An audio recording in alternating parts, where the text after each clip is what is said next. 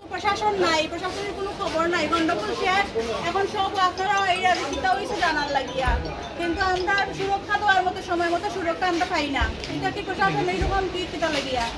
আজকে যদি একজন আমার কোনো মহিলা কাস্টমারের কোনো সমস্যা হইতো, তারপরে এটা দায়ী কে হইল না? আমার কাকু আইছে, আমি গেট খোলা লাগছে, আর আমার কাকুরে ঢুকাইতে পারছি না, তারা গেটটা খুলছে আর লাত মাইরা তারা ঢুকছে, আর ঢুকে তো মাইরা গেছে। ওই যে রাস্তা দিকে যে গন্ডগোল যারা করছে, আমি সবরে চিনতে পারছি না।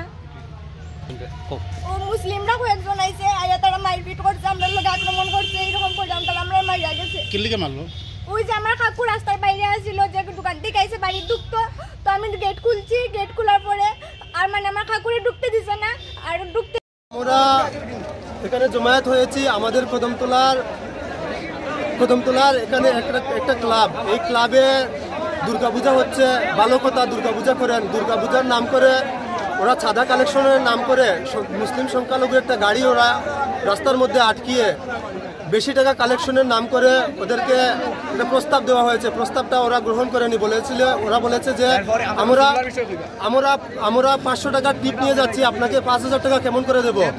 তারপর ওদেরকে বলা হয়েছে যে 5,000 টাকা দিতেই হবে। একটা হাল্লা চিৎকার শুনছি, এরপরে আমি তো আমার দোকানদারি করি, আর খুচরা বাজার দোকানদারি চলে। আর তো আমার বউ কান্দি কান্দি কইতাছে বাড়িতে হামলা কর।